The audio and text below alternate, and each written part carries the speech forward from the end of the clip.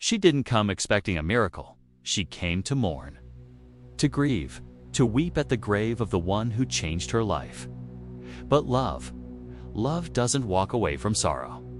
And because she stayed, she was the first to hear her name spoken by the voice of the resurrection. She was the last to leave and the first to return. When others ran, she stayed. When others gave up, she kept watch. Not because she understood everything, not because she had no fear, but because she loved. And love doesn't walk away.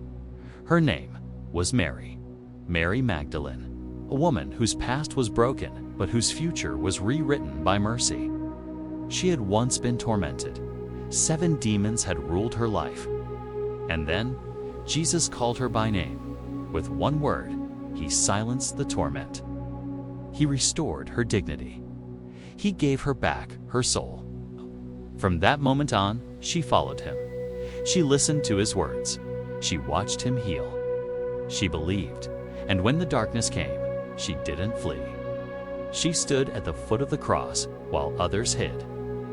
She watched him breathe his last when others refused to look. She saw where they laid him, and still, she came while it was still dark.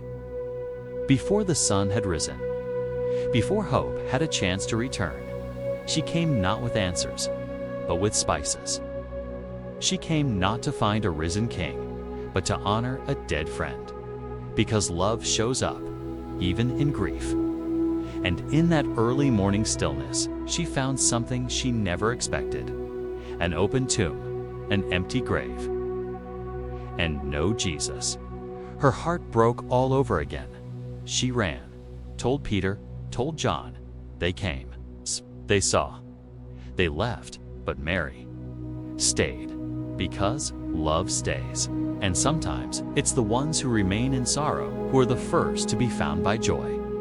She wept, she looked, and then she saw someone standing there.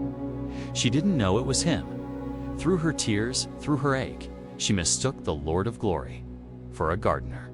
And he asked her the most gentle question: "Why are you crying? Who are you looking for?"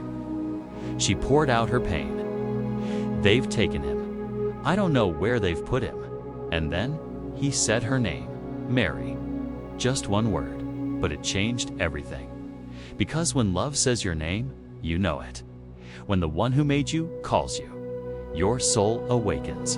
And in that moment, resurrection became personal. It wasn't just theology. It wasn't a doctrine. It wasn't a miracle. It was Jesus, alive, standing, speaking her name. And the first person to witness the risen Christ was not a priest, not a prophet, not a disciple, but a woman once considered unworthy, a woman who had been delivered, a woman who had been restored, a woman who simply stayed. Because God honors faithful love, he reveals himself not to the strongest, not to the most educated, but to those who wait.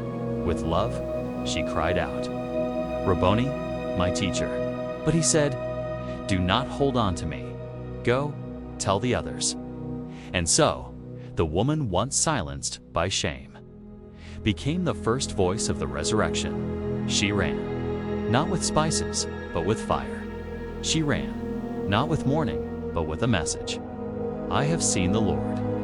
And that's how resurrection spreads. Not just through open tombs, but through burning hearts. Not through perfect people, but through faithful love.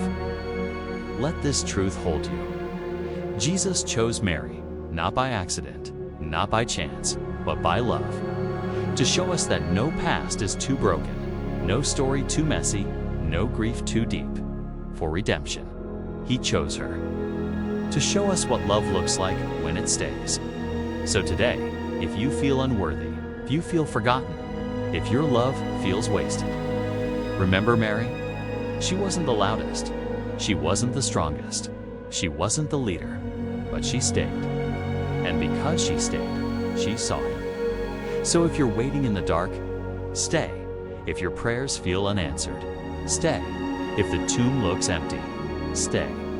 Love that waits in the silence will be the first to hear the whisper: Mary, he is calling you by name, and when you hear it, you'll know.